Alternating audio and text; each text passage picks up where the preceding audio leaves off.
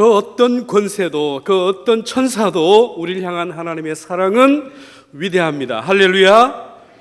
너무 멋있는 찬양을 해주셔서 큰 은혜가 되었습니다. 오늘 또 주일 예배를 위해서 뒤에서 섬기는, 보이지 않는 곳에서 섬기는 여러분들에게 하늘의 복이 임하기를 원합니다.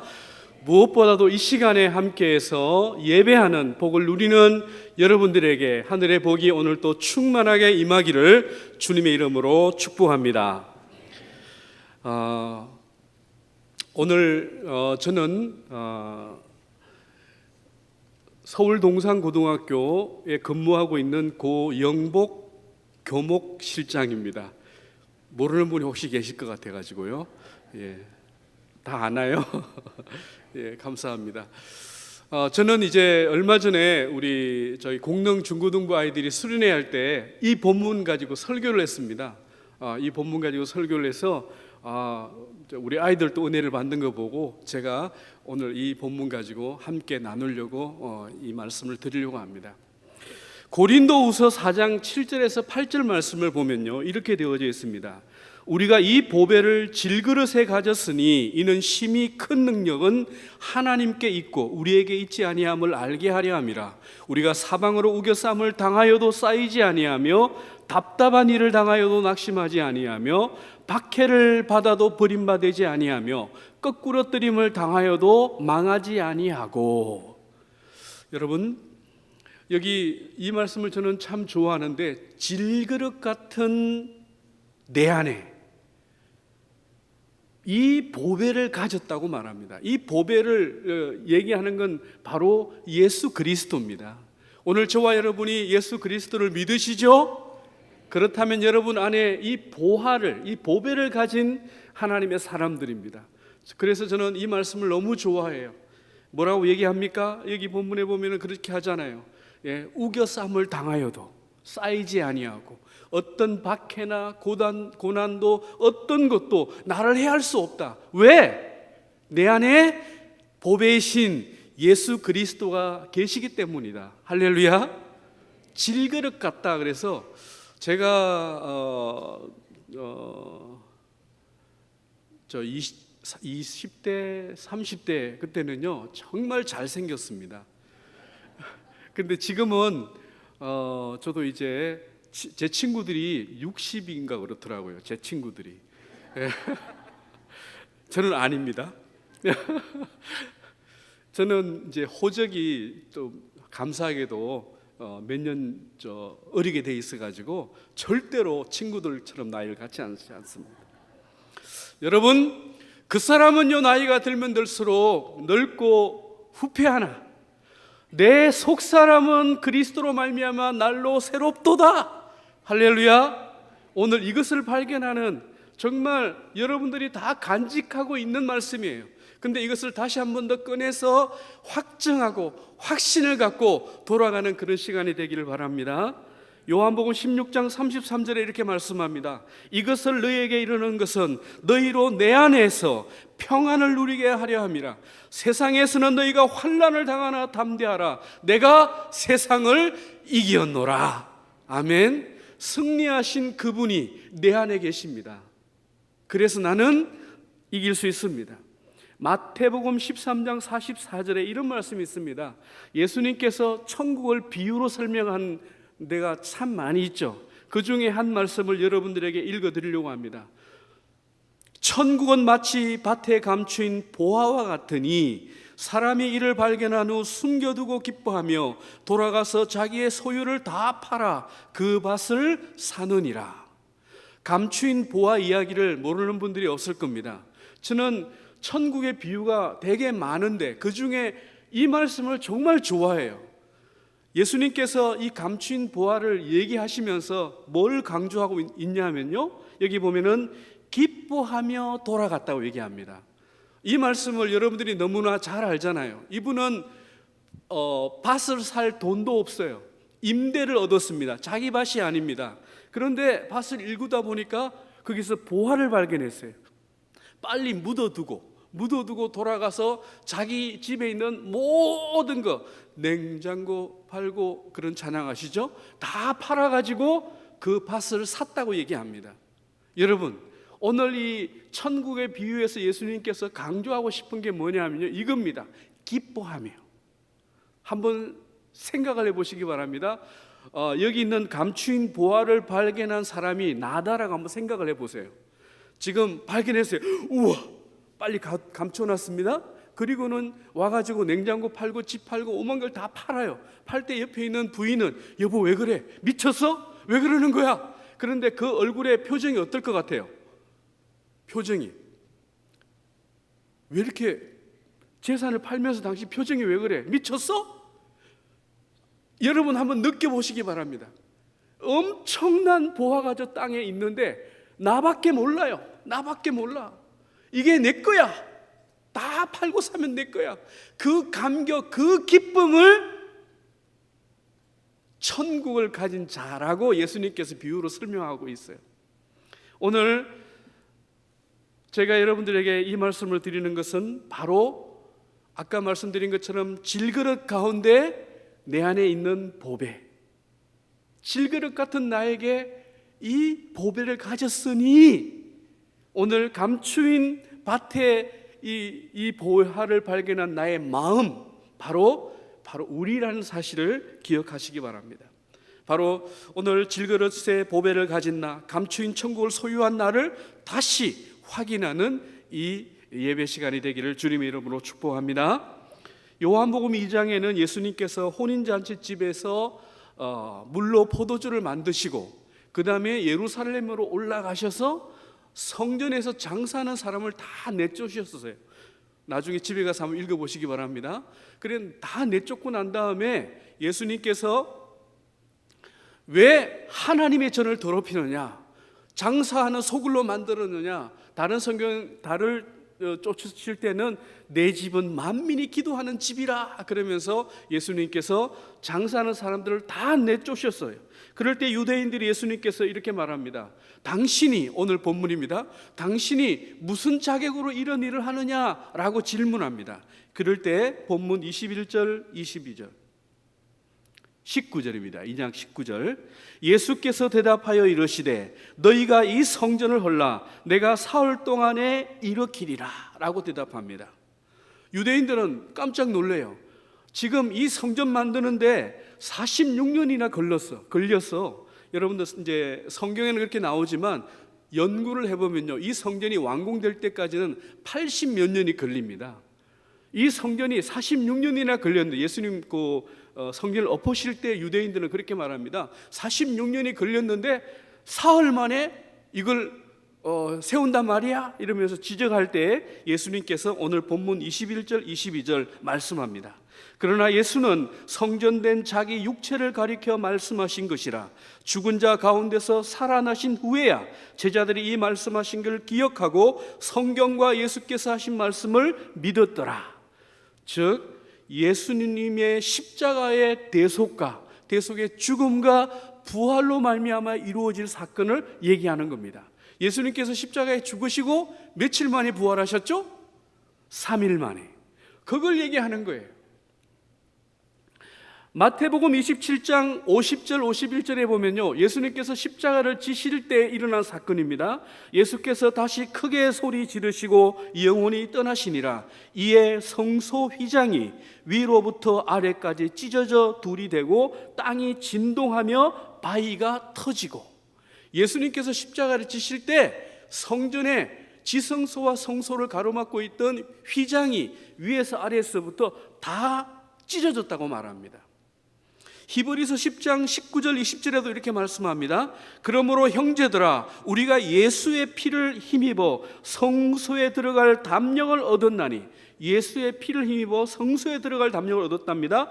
그 길은 우리를 위하여 휘장 가운데로 열어놓으신 새로운 살 길이요 휘장은 곧 그의 육체니라.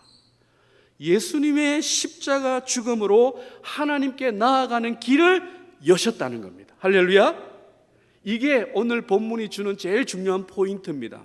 사흘 동안에 예수님께서 하신 일이 바로 그것이라고 말씀하는 겁니다.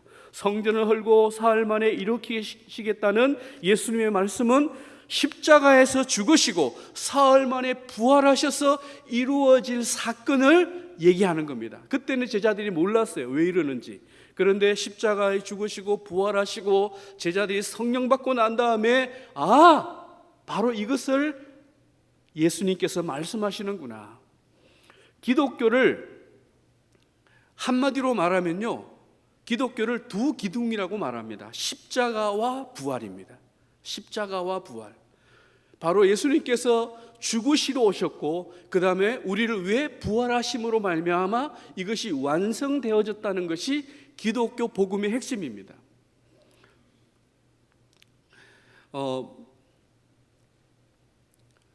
하나님께서 모세에게 광야에 있을 때 성막을 만들라고 말씀하셨어요. 여러분 기억하시죠? 성막을 만드는데 동서남북에는 어떤 지파가 살고 그 다음에 성막을 지을 때는 문은 가는 배실 어떤 거 그 실까지 하나까지 다 일일이 하나님께서 다 말씀하셨어요.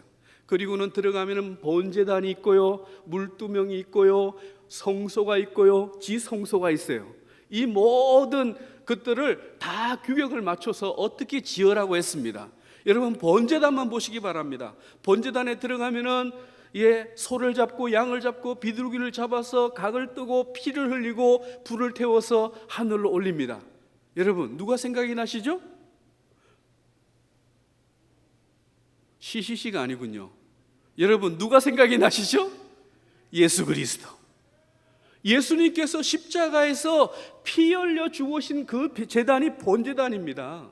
그 번제단은 예수 그리스도를 상징하는 거예요. 그리고 향을 피웁니다. 향을 피워요. 성소에서. 여러분 우리가 기도할 때 누구 이름으로 기도합니까? 예수 그리스도 이름으로. 우리가 예수 그리스도 이름으로 기도한다는 게 얼마나 중요한지 몰라요. 예수 그리스도. 이 성막은 바로 예수 그리스도를 상징하는 겁니다.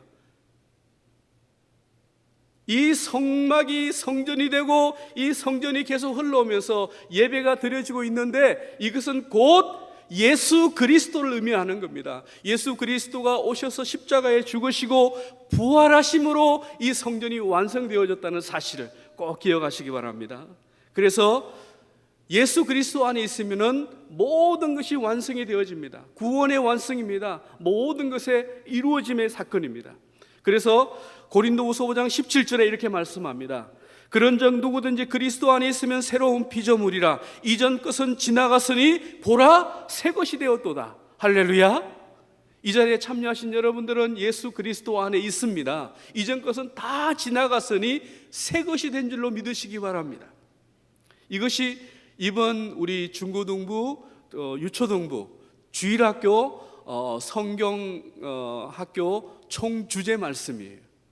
예수 안에서 새롭게 된 우리에 대한 말씀입니다. 오늘 본문을 통해서 세 가지만 나누어서 은혜를 생각해 보려고 합니다. 첫 번째, 십자가와 부활은 기독교 복음의 핵심이며 예수님은 구원의 완성이시다. 요한복음은 다른 복음서하고 조금 달라요. 요한복음 다른 복음서하고 조금 다른데 어떻게 다르냐면요, 다른 복음서는요 예수님께서 태어나시고 어떤 사역을 하셨는지 이렇게 과정을 주로 설명하고 있어요. 근데 요한복음 그렇지 않습니다. 요한복음 처음부터 예수 그리스도께서는 죽으실 것이고 그 다음에 부활하실 것이다. 이것이 요한복음 전체 기록의 포커스입니다. 1장부터 19장까지는 십자가, 20장, 21장은 부활입니다. 그런 내용이 잘 안 보여요. 그런데 읽으면서 한번 생각해 보세요. 요한복음 1장에서부터 바로 어떤 얘기가 나오냐면요, 세례 요한이 예수님을 보고 이렇게 말합니다. 세상 죄를 지고 가는 하나님의 어린 양이로다. 십자가의 사건을 1장 29절에 벌써 얘기합니다. 요한복음은 또 특히 기록하는 방식이 조금 특별해요. 다른 복음서하고 달라요. 어떻게 기록하냐면요, 나는 무엇이다 이렇게 설명해요. 나는 무엇이다.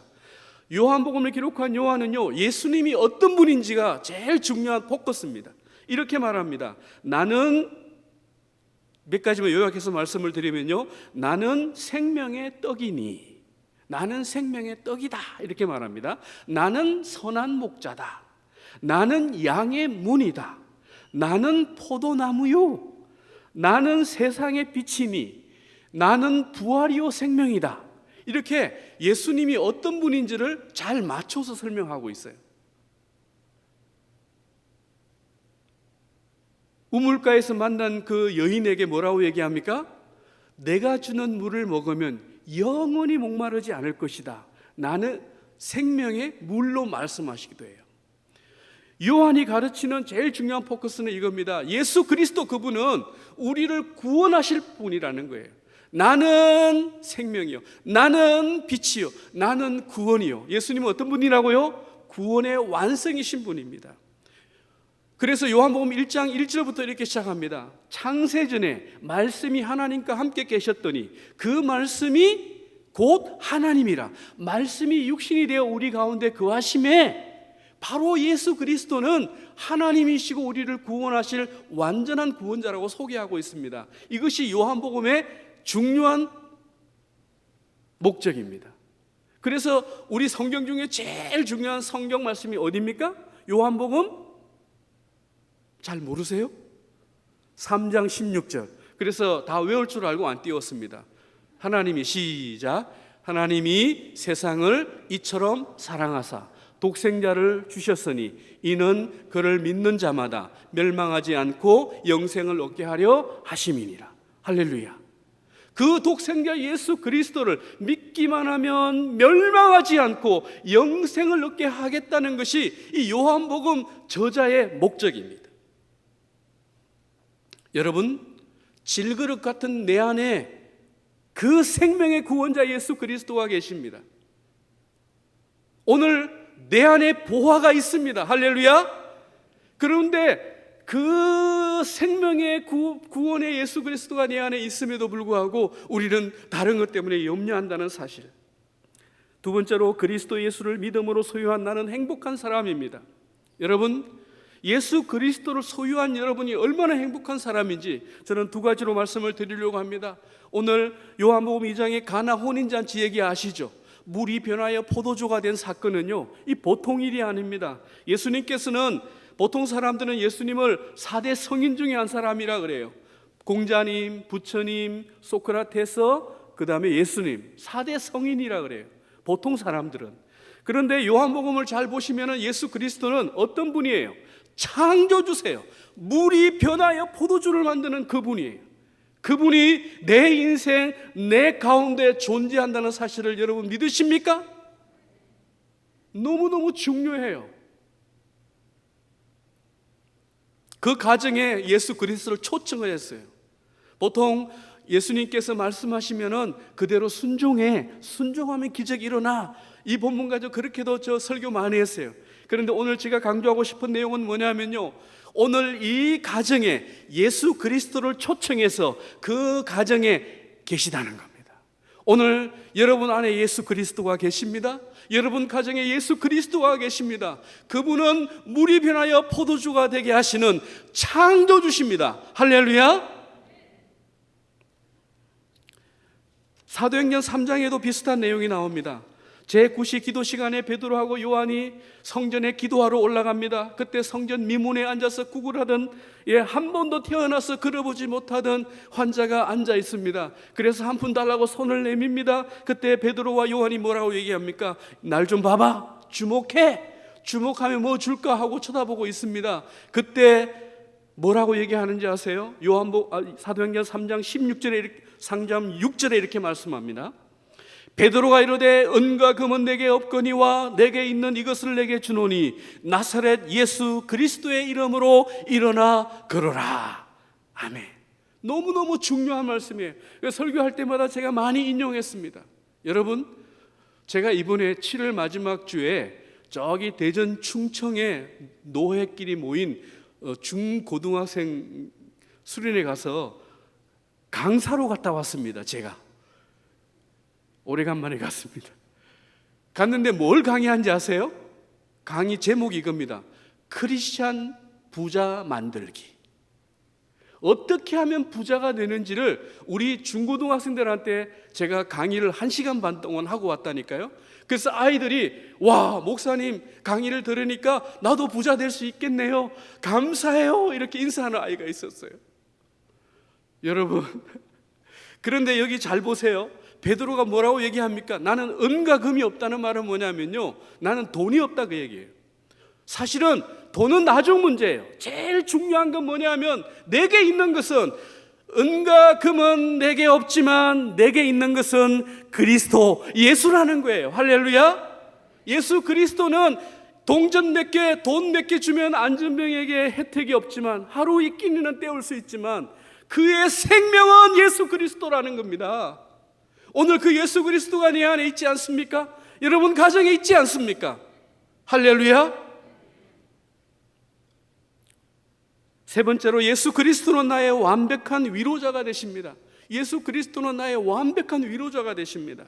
히브리서 4장 14절 15절 말씀에 이렇게 말씀합니다. 그러므로 우리에게 큰 대제사장이 계시니 성천하시니 곧 하나님의 아들 예수시라. 아들 예수죠. 예수는 큰 대제사장입니다. 그 다음 말씀 보시기 바랍니다.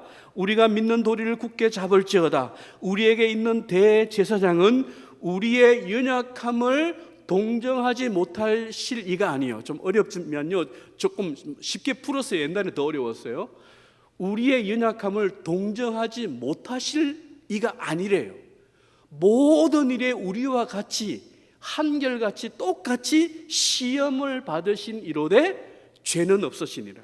이 말씀을 너무너무 좋아해요. 제가 예수님은 신성을 소유하고 계세요. 예수님은 신이시다. 보통 인간이 아니라는 게 요한복음에서 계속 강조하고 있지만요, 예수님은 예를 들자면 요한복음 4장에 보면은 수가성 우물가의 여인이 나오죠.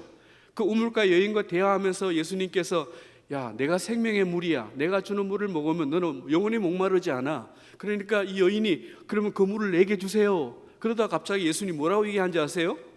내 남편을 데려와라. 그때 이 여자가 무너졌어요. 왜냐하면 이 예수님은 그냥 단순한 인간이 아니야. 내가 어디서 태어나고 무슨 일을 하고, 내 남편이 지금 5명도 아니야. 지금 남자를 5명을 갈아치웠잖아요. 자기 삶을 너무나 깨뚫고 있어요. 여러분, 예수 그리스도는 신이시기 때문에 우리가 어떻게 생각하고 뭘 했는지 다 아시는 분이에요. 근데 오늘 여기 히브리서 4장에 나오는 예수님은 그보다 더 중요한 걸 얘기합니다. 예수님은 신으로 우리를 안 게 아니라 친히 인간이 되셔서 인간에게 아픔을 경험하셨다는 거예요. 우리와 똑같이 시험을 받았다는 말이 그 말이에요. 제가 이 본문 가지고, 제가 처음에 와서 새벽기도 설교하라 그래서 이 본문 가지고 설교했어요. 여러분, 예수님은 친히 경험하신 분이에요. 첫 번째로 억울함을 당하셨어요. 한번 생각해 보시기 바랍니다. 여러분 중에 나는 사람을 안 죽였는데 사람을 죽였다고 하고 사형을 당한다고 생각을 해보세요. 내가 안 했는데 억울하지 않겠습니까? 예수님은 죄가 없으세요. 죽을 이유가 없으세요. 근데 그 당시 제일 참혹한 처형 방법으로 사형을 당합니다. 아마 제가 그렇게 억울한 일을 당했으면요, 저는 사형을 당하기 전에 속이 터져 죽었을 거예요, 이미. 여러분 한번 제가 오늘 2번이나 그 사람이 되어보라 그래요. 감추인 보화를 발견한 사람, 미치겠어, 너무 좋아, 이런 거. 지금은 억울해서 죽겠어, 한번 감정이입을 한번 해보세요. 그러면 훨씬 더 와닿습니다. 예수님께서는 그런 억울한 일을 당하셨어요. 두 번째로 예수님은 배반을 당하셨습니다. 배신을 당했습니다. 버림을 받았습니다. 많은 사람들 앞에 빌라도가 예수님을 세워놓고 바라바를 놓아줄까 예수를 놓아줄까 할 때 수많은 군중이 뭐라고 얘기합니까? 바라바를 놓아주고 예수를 십자가에 못 박으라고 말합니다. 그때 군중들 중에 한 명이 손을 들고, 아닙니다, 예수님께서 내 눈을 뜨게 하셨습니다. 아닙니다, 예수님이 내 중풍병을 고쳐주셨습니다. 아닙니다, 죽었을 때 예수님께서 나를 살려주셨습니다. 그런 사람들이요, 한두 명이 아니에요. 요한복음 21장 마지막 절에 보시면요, 예수님이 하신 일을 기록하면 책을 다 세상에 해놓을 수도 없다 그래요. 성경에 기록된 이 환자 고치는 건요, 몇 명만 사례를 들어놓은 거지, 예수님이 옷만 스쳐도 혈우병 여인이 고침을 받았잖아요. 고침받은 사람이 한두 명이었겠어요? 수백 명이었을 겁니다. 근데 그 군중 가운데 한 명도 예수님 편을 든 사람이 없었다니까요. 예수님의 제자 12명이잖아요. 다 도망갔습니다. 수제자 베드로는 나는 저런 사람 모릅니다. 저런 사람 모릅니다. 나는 저런 사람 인간 모릅니다. 세 번째는 더 강하게 부정했어요. 사랑했던 12제자에게 버림을 받았습니다. 여러분, 살아가다 보면 배반을 당하지 않습니까? 억울한 일을 경험하지 않습니까? 내가 그렇게 사랑했고 그렇게 이해해줬는데 나에게 돌아오는 것은 불신이요 배신이요 억울함입니다. 그렇게 사랑하도록 가르쳤고 키워놓은 아들이 부모를 버립니다. 그때 부모님의 마음이 어떨까요? 찢어지겠죠. 그때 어디로 가야 될 것 같아요? 우리 예수님 앞에 나오면요, 예수님께서 안다, 나도 버림받았다, 나도 배신당했다, 나도 너무 억울했다, 우리를 위로하고도 남으실 분이에요. 그냥 하나님으로서 우리를 위로하는 게 아니라 우리에게 친히 오셔서 우리가 받을 아픔, 고통 다 경험하신 분이에요. 육체적으로도 아픔을 당하셨습니다. 여러분, 살다가 보면 사고를 당해서 육체적으로 아플 때가 있잖아요. 그때 예수님 생각하시기 바랍니다. 예수님 머리에 과시관을 썼습니다. 양손 양발에 못이 박혔습니다. 채찍에 맞았습니다. 살점이 떨어져 나갑니다. 그 육체적 고통을 겪었었어요. 여러분, 육체적으로 아플 때, 내가 수술을 한다거나 뭔 일을 당할 때 예수님 바라보시면요, 아프니 나도 아프다, 나도 네 아픔 안다 라고 위로하실 분이에요. 예수님께서 죽으셨습니다. 여러분, 죽음을 경험한 사람들이 와서 여러분들에게 얘기하는 거 있나요? 여러분, 죽으신 그분이, 사람들은 다 죽잖아요. 이번 주간에 사랑하는 친구니까 친구들은 다 60이에요. 그 친구가 둘이 죽었어요. 한 친구는 물에서, 한 친구는 위암으로. 그래서 다 조문을 할 수 없어서 한 곳만 갔는데, 우리는 다 죽을 것입니다. 죽음이 멀리 있는 게 아니에요.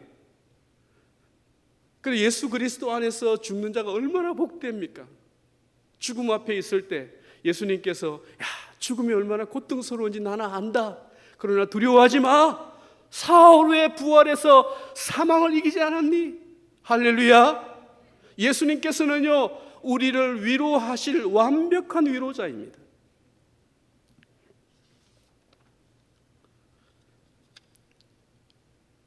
하나님이신 예수님은 인간이 되셔서 인간이 받을 고통을 남김없이 다 경험하신 분입니다. 히브리서 4장 16절에 이렇게 말씀합니다. 그러므로 우리는 긍휼하심을 받고 때를 따라 돕는 은혜를 얻기 위하여 은혜의 보좌 앞에 담대히 나아갈 것이니라. 담대히 나아갈 것이니라. 이게 14, 15절 다음에 16절 말씀이에요. 은혜의 보좌 앞에 담대히 나가세요. 예수님은요, 아프니 억울하니 다 우리를 품어 안으실 위대한 위로자이기 때문에 우리가 하나님께 나가는 거예요. 우리가 예수 믿는 게 얼마나 좋아요. 예수 안 믿는 사람이 힘들 때 어디 갈까 모르겠어요. 그래서 히브리서 12장 2절에 이렇게 말씀합니다. 우리 다 같이 한번 읽어보겠습니다. 시작. 믿음의 주요 또 온전케 하시는 이인 예수를 바라보자. 여기까지. 믿음의 주요 또 온전케 하시는 이인 예수를 바라보는 여러분 되시기를 바랍니다. 시간이 갔지만 영상을 하나 보여드리겠습니다. 우리 학교 학생들이 찬양대회 한 영상입니다.